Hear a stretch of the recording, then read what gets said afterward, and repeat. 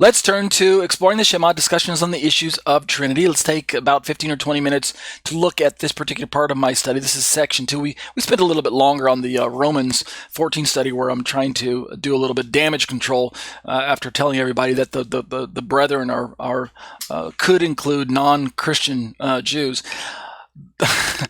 No, just think of them as Christians like you always thought. That's who the brethren typically is referring to. But don't forget that Paul was still had his external brothers in view, and that he wanted the Christians to be aware of their place in salvation history and their responsibility to unbelieving Jews to continue to reach out to them with the gospel. That doesn't change. And that there were going to be unbelieving Jews that Paul's going to encounter, that Christians, Gentiles would encounter as they hold their meetings. Perhaps some were going to be in their midst. That's also likely true. I'm not going to change my position on that.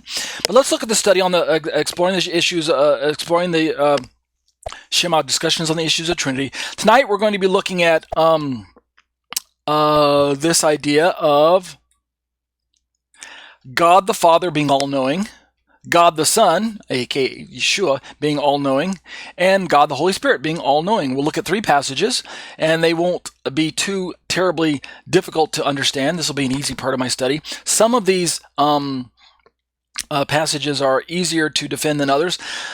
Calling Yeshua all-knowing when he's 100% human is a little more difficult to grasp, but we'll look at it nevertheless. Remember, this is a chart put together by CARM. I didn't make this chart up on my own, but we're working from this particular chart as we work our way through these Trinity studies. So we're going to be looking at 1 John 3:20 under the column known as God the Father. Under the column for the Son, we'll be looking at John 16:30 as well as John 21:17, and we're going to bounce that off of Matthew chapter 24 and Mark chapter 13 when it comes to kind of a little bit of pushback of Yeshua being all-knowing. And then for the column under the Holy Spirit, we'll look at 1 Corinthians 2, 10, and 11.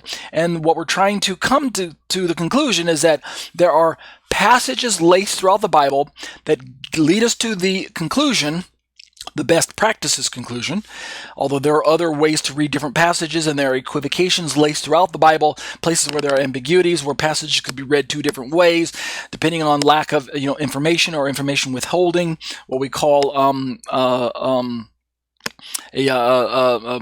merely an apparent contradiction, a makru, based on Dr. Anderson's perspective, that we have apparent contradictions but not true contradictions. They're simply apparent because we have information withholding or information limitation.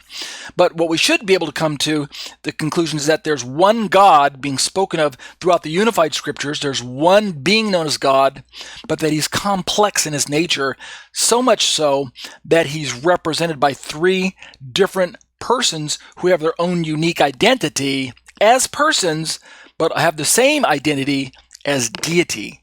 That's what we're trying to work from. So let's just work through this. Let's just jump right into it.